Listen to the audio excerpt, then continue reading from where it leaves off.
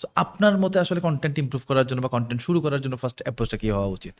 First of all ভাইয়া, যদি আপনি মার্কেটে কারোর কম্পিটিটর হইতে চান, তো শুরুতে আগে তাকে রিসার্চ করতে হবে। তার স্ট্রেংথ কি, তার উইকনেস কি। কারণ ডেফিনেটলি আপনি যখন কারোর কম্পিটিটর হবেন, তো তার উইকনেস দিয়েই আপনাকে স্ট্রেংথ বানাইতে হবে, যেটাকে আমরা বলি SW রিসার্চ।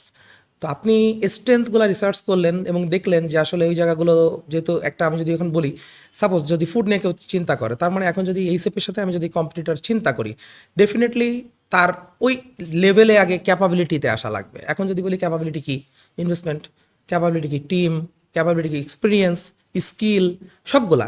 তার মানে এটাও একটা লেভেল। আবার চিন্তা করছেন 5 বছর আগের এই সেপের ক্যাপাবিলিটির জায়গা আপনি রাইট নাও, বাট এই সেপের কম্পিটিটর রাইট নাও হবেন, তাহলে বললাম ক্যাপাবিলিটি লেভেল মিললো না, কারণ 5 বছর আগের এই সেপ আর এখনকার এই সেপ বলা নট সেম। তো সেই জায়গা থেকে আসলে মানে আমি যদি বলি, এটা টোটালি ডিপেন্ড করে আপনার রাইট নাও ক্যাপাবিলিটির উপরে।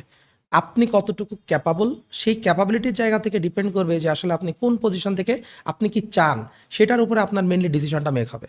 তো আমি যদি এখন যদি ধরে নেই যে সামথিং আমার কাছে এখন মানে আমিই আসি, স্কিলের মধ্যে আমি হচ্ছে মানে আমার জায়গা থেকে আমিই আসি, আমার সাথে দুইজন আরও পার্টনার আছে, যেহেতু আমি কমপ্লিটটা চিন্তা করতেছি। তো তাহলে যেহেতু আমার এখন আমার কাছে আছে কি, আমার কাছে স্কিল আছে, এক্সপিরিয়েন্সও নাই, সামথিং মানি আছে, এছাড়া আর কিছু নাই। তাহলে ডেফিনেটলি আপনাকে আগে খুঁজে বের করতে হবে যে যদি আপনি ফুড ইন্ডাস্ট্রিতে পদার্পণ করেন, যে আসলে ফুড ইন্ডাস্ট্রির ডিমান্ডটা কি।